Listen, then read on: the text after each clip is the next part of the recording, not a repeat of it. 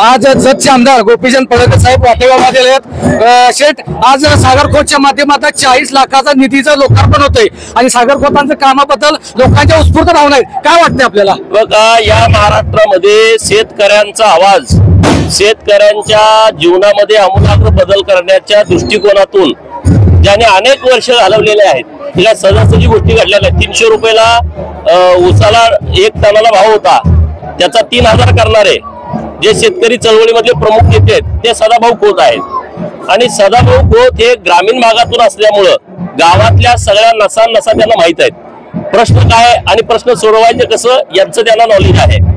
2 वेळा विधान परिषदेचं सदस्य म्हणून त्यांनी महाराष्ट्रामध्ये काम केलंय, मंत्री महोदय म्हणून त्यांनी काम केलेलं आहे। माननीय देवाभाऊंचे अत्यंत विश्वासू घटक पक्षातील सहकारी म्हणून सदाभाऊंची ख्याती आहे आणि त्यामुळे मोठ्या प्रमाणामध्ये निधी ते या भागामध्ये आणतायत। आता सदाभाऊंचं काम माननीय सागर खोत हे अत्यंत चांगल्या पद्धतीनं अभ्यासानं आणि जनसंपर्क करून पुढे घेऊन चाललेले आहेत। तर त्यांचं जे काम सुरू आहे, लोकांचा संपर्क बघितल्यानंतर त्यांचं भविष्य अत्यंत उज्ज्वल आहे। जिल्हा परिषद पंचायत समितीच्या निवडणुका आता काही महिन्यानंतर आलेल्या आहेत, त्या तर निवडणुका होतील, त्यामध्ये सागरभाऊ काय जडपीला इच्छुक असतील, काय असतील मला माहित नाही, कुठल्या आरक्षण कुठं पडणार हे मला माहित नाही। ते जडपी सदस्य होतील, परंतु त्यांनी वाळवा विधानसभा मतदारसंघाची तयारी करावी या शुभेच्छा देण्यासाठी मी आज आवर्जून या कार्यक्रमासाठी आलोय। त्याचं कारण असं आहे, इथला गरीब मराठा समाज आणि उपेक्षित बहुजन समाज हे या प्रस्थापित व्यवस्थेला वैतागलेले आहेत आणि याचं रामबाण उपाय हे सदाभाऊ खोत आहे। त्यांचा मुलगा पुढे त्या पद्धतीने चालवेल, कारण सदाभाऊ इथल्या बहुजनांच्या बरोबर अत्यंत आदरपूर्वक वागतात। इथल्या बहुजनांना सदाभाऊ आपला घरचा माणूस वाटतो, शेतकऱ्यांना इथल्या सदाभाऊ आपले घरचे वाटतात आणि त्यामुळं चांगल्या पद्धतीनं हे काम चालू राहील। मी त्यांच्या सोबत आहे, त्यांच्या बरोबर आमच्या शुभेच्छा आहेत, सदिच्छा आहेत। फिरोबाचा आणि बाळूमामाचा आशीर्वाद त्यांना नक्की मिळेल, कारण एका मंदिरामध्ये 40 लाख रुपयाचा निधी देणं हे सोपं काम नाही, हे कुणी करू शकत नाही। ते माननीय सदाभाऊंनी केलेलं आहे आणि सागरभाऊच्या माध्यमातून ही सगळी विकासाची कामं होत आहेत। मी त्यांना मनापासून खूप खूप शुभेच्छा देतो। वाळव्याचा उल्लेख केला, आपण भाषण करत असताना जयंतराव पाटलांचं किमान तुम्ही 21 वेळा नाव घेतलं, त्यांचं नाव घेण्याचं मागचं कारण? अरे 21 वेळा जास्त वेळा घ्यायला पाहिजे, पण आता माझ्या वेळ कमी होता। ते काय म्हणतायत की वाळवा क्रांतिकारकांची भूमी आहे, गोष्ट खरी आहे, क्रांतिकारकांची भूमी वाळवा आहे आणि मग इथले जे क्रांतिकारक आहेत त्यांना का नाही जयंत पाटलांनी दिला नाही? ज्या गावामध्ये मी आहे हे अण्णाभाऊ साठेंची जन्मभूमी आहे।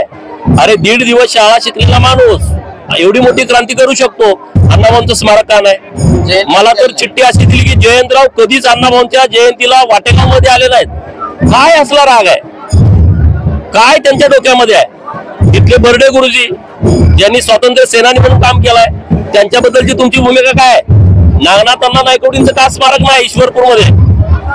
का नाही? नागनाथ अण्णांनी अख्ख्या पश्चिम महाराष्ट्रातल्या दुष्काळी तालुक्यातल्या लोकांना जीवदान दिलंय, त्यांच्या आयुष्यामध्ये आमूलाग्र बदल केलाय, त्यांच्यामुळे आज आमच्या गावात पाणी आहे।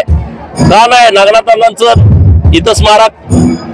का नाही क्रांतिसिंह नाना पाटलांचं स्मारक? सदाभाऊंनी देवाभाऊंच्या नेतृत्वात कृषी विद्यापीठ कृषी महाविद्यालय आणलं, त्याला क्रांतिसिंह नाना पाटलांचं नाव दिलं। का नाही त्यांचं स्मारक? बापू विरू वाटेगावकर, कृष्णाकाठचा रॉबिन हुड, ज्यांना आम्ही बघितलंय, ज्यांच्यावर पिक्चर आले, ज्यांच्यावरती पुस्तक आली, ज्यांच्यावरती मालिका येते, अशा बापू विरूंचं का नाही स्मारक इथं? पांडू मास्तरांचं स्मारक जे क्रांतिसिंह नाना पाटलांच्या सोबत होते, सदाभाऊंनी उभा केलाय। म्हणून माझा प्रश्न, म्हणून जास्त वेळा त्यांचं नाव आलं।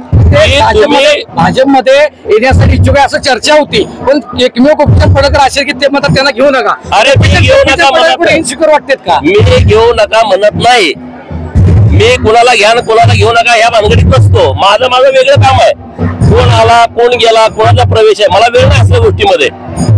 ते सांगतायत लोकांना 10 तारखेला माझा प्रवेश आहे, 8 तारखेला माझा, तो माझा विषय नाही, ते वरचे लोक बघून बसतील आणि माझे लोक माझ्या सोबत आहेत। जयंतराव किरकोळ माणूस आहे, गोपीचंद पडळकरच्या नादाला जयंत पाटलांनी लागण्याची गरज नाही। त्याला वाटत गोपीचंद असा आहे तसा आहे, येणारा काळ ठरवेल, येणारी वेळ ठरवेल आणि महाराष्ट्रातील लोक हे बघतील की जयंतराव आणि गोपीचंदची तुलना होऊ शकत नाही. मी माझा मोठेपणा सांगतो त्याच्याला भाग नाही, परंतु जयंतरावला फुगून फुगून मोठा केलेला नेता आहे. तुम्ही सगळे अशी करून लोक समर्थक जयंतराव असं आहे, जयंतराव तसं आहे, जयंतराव फॉरेन रिटर्न आहे, जयंतराव इंग्लिश मध्ये बोलतो, जयंतराव इंग्लिश मध्ये शिकले. हे काय नाही, याचा राजकारणाचा काही संबंध नसतो. सदाभाऊ आमचे 8वी पास आहेत. सदाभाऊ शेतकऱ्यांच्या विषयावरती बोलतात, भूमिका घेतात, निर्णय करून घेतात. त्यामुळे हे ज्या हवेत गेली अनेक वर्ष राहिले त्याला ते जुळलं नाही. तुम्ही इथं एवढे वर्ष काम केलं, दुष्काळी तालुक्यात तुम्ही काय दिलं, इथल्या भागामध्ये तुम्ही काय विकास केला, याची तुलना होईल ना. पूर्वी हे होत नव्हतं, आता ते सगळं होतंय. त्यामुळे त्यांचा प्रवेश कुठल्या पक्षात होणं, कुठल्या पक्षात न होणं हा गोपीचंदचा विषय नाही. ते उद्या भाजपात जरी आले मला त्याचा फरक पडत नाही, माझ्या मागे बसावं लागलं, मी सिनियर आहे ना आता, त्यामुळे असलं टेन्शन मी घेत. आता कर्जमाफीचा विषय आहे किंवा आता घुसपेटी झाली आहे का, पावसानं मोठ्या प्रमाणात आता लोकांना नुकसान झालंय. आपण एक शेतकरी नेते सदाभाऊ आहेत, आपण शेतकऱ्यांच्या काही वर आहेत, आपण कसं बघतो कर्जमाफी शेतकऱ्यांकडून मागणी होती का? माननीय मुख्यमंत्री महोदयांनी याच्यावरती भूमिका मांडली आहे. शेतकऱ्याला सक्षम करणं ही काळाची गरज आहे आणि म्हणून देवाभाऊनी शेतकऱ्यांच्यासाठी अत्यंत क्रांतिकारी निर्णय घेतले. त्यातला पहिला निर्णय शेतकऱ्याला 7.5 HP पर्यंत वीज बिल माफ. दुसरा निर्णय रात्रीची लाईट येते त्याला दिवसा द्यायची. दिवसा द्यायचा पर्याय काय? सोलर वरती हे सगळे फिडर आणायचे. मला आनंद या गोष्टीचा आहे. तुम्ही मोदी साहेबांचं भाषण ऐकलं असेल 15 ऑगस्टचं लाल किल्ल्यावरचं, त्यातलं एक वाक्य बघा की भारतामध्ये 2029ला 50% सगळे शेतीचे फिडर सोलर वरती आणण्याचा निर्णय होता. 2025लाच पूर्ण झाला. त्यात आपला महाराष्ट्र अग्रेसर आहे. आता माझ्या जत विधानसभा मतदारसंघामध्ये अनेक शेतीचे फिडर सोलार वरती आले, जिथं दिवसा सकाळी 6ला लाईट येते, संध्याकाळी 6ला जाते. हा क्रांतिकारी निर्णय आहे आणि म्हणून असे अनेक विषय माननीय मुख्यमंत्री महोदय करतायत. कर्जमाफी हा विषय माननीय मुख्यमंत्री महोदयांचा अधिकार आहे, ते त्याच्यावरती अधिकारवाणी बोलतील.